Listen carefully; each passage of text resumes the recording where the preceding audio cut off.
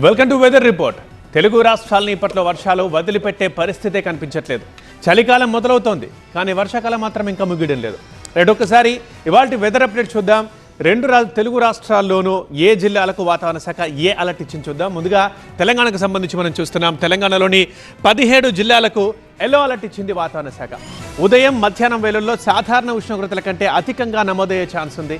And ఎండ తీవ్రత పెరగడంతో తేమ శాతము పెరిగి వర్షాలు కురుస్తాయి.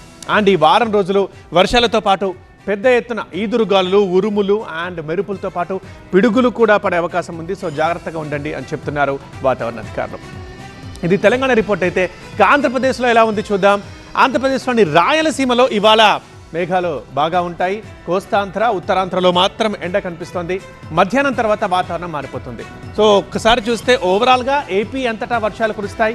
తేలికపాటి నుంచి మోస్తరు వర్షాలు పడతాయి. అటు ఉత్తరాంధ్రలో సాయంత్రం భారీ వర్షాలు కురిసే అవకాశం ఉందని వాతావరణ శాఖ చెప్తోంది. అండ్ ఈదురుగాలులు ఏపీలో గంటకు 30 కిలోమీటర్ల వేగంతో వీస్తాయి. ఇది ఇవాల్టి వెదర్ రిపోర్ట్.